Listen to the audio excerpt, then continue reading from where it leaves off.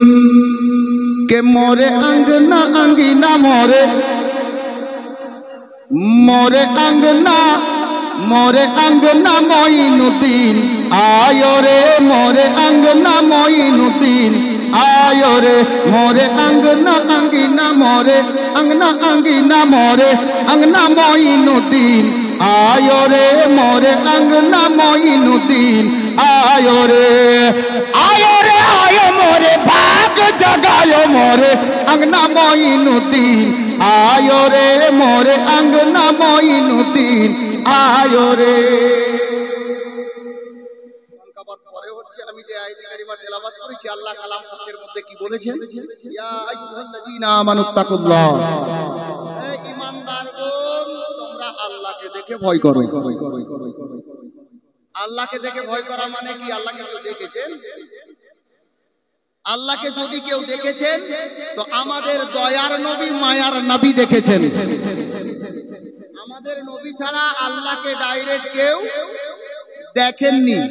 ভাই কান আমার দিকে, চোখ দিকে, আমি 2-4 মিনিটে 2-4টি কথা বলবো। আল্লাহকে আমাদের নবী ছাড়া কেউ দেখেননি। আল্লাহ নিজেই বলছেন, হে ঈমানদারগণ তোমরা আল্লাহকে দেখে ভয় করো। আপ চলেন তাফসীর কারকরা কি বুঝাচ্ছেন? এখান থেকে এটাই বুঝাচ্ছেন আল্লাহকে দেখে ভয় করা মানে আল্লাহর হুকুম মেনে নেওয়ার নামই হলো আল্লাহকে দেখে ভয় করা। যেমন নামাজ, রোজা, হজ, যাকাত, ইসলামের স্তম্ভগুলো এবং আল্লাহর তরফ থেকে যেটা আমাদের জন্য ফরজে আইন, যেটা হালাল ওটাকে গ্রহণ করতে হবে, যেটা হারাম বা নাজায়েজ সেটাকে অমান্য করতে হবে, বাদ দিতে হবে। এক কথাই বলি আল্লাহর প্রতিটা হুকুম মেনে নেওয়ার নামই হচ্ছে আল্লাহকে দেখে ভয় করা। বুঝা গেল? আল্লাহকে দেখে ভয় করা মানে আল্লাহর প্রত্যেকটা হুকুম মেনে নেওয়ার নাম আল্লাহকে দেখে ভয় করা। তো বাবা নামাজ পড়লাম আল্লাহর হুকুম পালন করা হলো, রোজা রাখলাম আল্লাহর হুকুম পালন করা হলো, যাকাত দিলাম আল্লাহর হুকুম পালন করা হলো, শরীয়তের আহকাম আরকানগুলিকে মেনে চললাম, হালালকে হালাল জানলাম, হারামকে হারাম জানলাম, তাহলে আল্লাহকে দেখে ভয় করা হলো। কিন্তু এখানেই তো আল্লাহ শেষ করছেন না, ওই আয়াত কারিমার শেষে বলছেন ওয়া কুনু মাআস সাদিকিন। আল্লাহ বলছেন নামাজ পড়ো, রোজা রাখো, হজ করো, যাকাত দাও, যার যেটা হক আদায় করো, আর সাথে সাথে ওয়া কুনু মাআস সাদিকিন, ও সত্যবাদীদের সঙ্গী হয়ে যাও।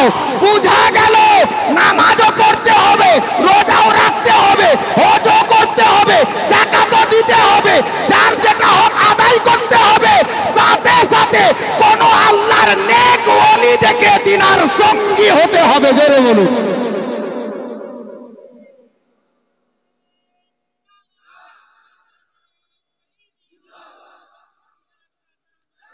বুঝা গেল যে আল্লাহর কোন নেক ওলি দেখে আমাদেরকে উনার সঙ্গী হতে হবে। এটা কে বলেছেন? কোন মোল্লা নয়, আল্লাহ বলেছেন। আল্লাহ বলেছেন। अब আল্লাহর নেক ওলি কারা? আল্লাহর নেক বান্দা কারা? সত্যবাদী কারা? এর পূর্বে অনেক তাকরীর বা বক্তব্য আপনারা শুনেছেন, আমি তাকরীরের জগতে যাচ্ছি না। এক কথাই বলি, যদি খোঁজ করেন আসমাউলের মধ্যে ত্রুটি পেতে পারেন, মাওলানা আফাজউদ্দিন বসে আছেন, ত্রুটি পেতে পারেন, মাওলানা গোলাম আম্বিয়া আছেন, ত্রুটি হতে পারে, মুফতি আমির হামজা কালিমি সাহেব আছেন, হয় না হয় ত্রুটি হতে পারে, হয়তো বা মিথ্যা বলতে পারে। উলামায়ে আহলে সুন্নাতের মধ্যে জানি না কার দিলে কি আছে, ত্রুটি বেরোতে পারে, সম্ভব আছে। কিন্তু একটা জাত দুনিয়াতে বেঁচে আছে, যেই জাতের নাম হলো মাওলা আলীর জাত, মাওলা আলীর ঘরানা। উনারা দরকার পড়লে গলা দিয়ে দেন, হাত দেন না।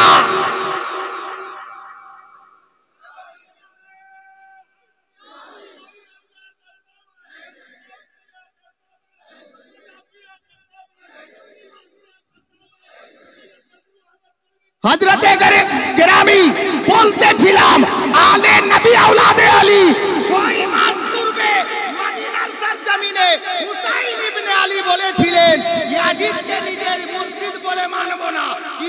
বলে মানবো না, কারণ ইয়াজিদ বেনামাজি, ইয়াজিদ বেরোজগার, শরীয়তের আহকাম আরকান মেনে চলে না, গাদ্দার হয়েছে দ্বীনে মুস্তাফার।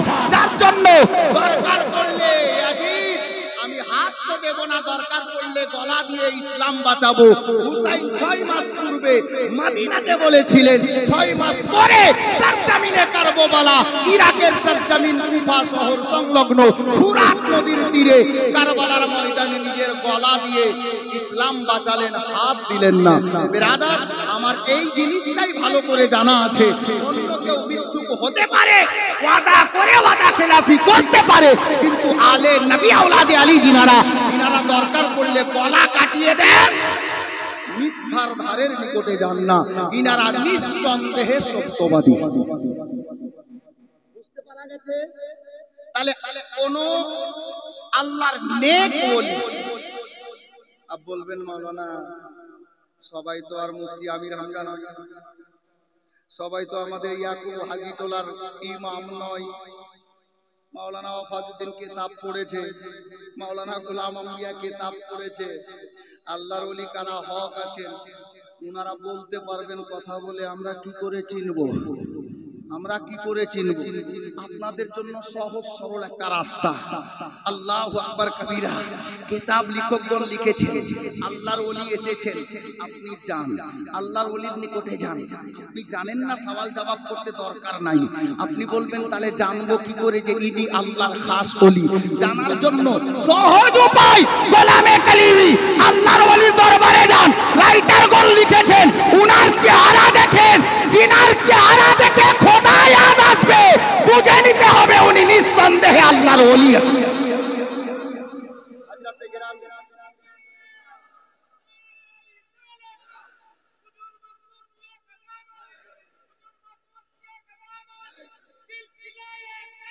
বিরাদারানে ইসলাম, গোলামে কালিমি, গোলামে গাউসে খাজা, আমরা আজকে সত্যিকারে পীর পেয়েছি। আলে নবী আওলাদে আলীকে আমরা নিজের পীর ও মুর্শিদ হিসাবে পেয়ে গেছি, এটা আমাদের কিসমত। আহলে সুন্নাত ওয়াল জামাতের যত পীর বুজুর্গানে দিন আছেন সবাই ভালো, আমার পীর সবার চাইতে আমার কাছে সব চাইতে বড়। জোরে বলুন ব্রাদার। যাই হোক, আজকের এই জলসা রাখা গেছে কবরস্থানের উন্নতি কল্পে।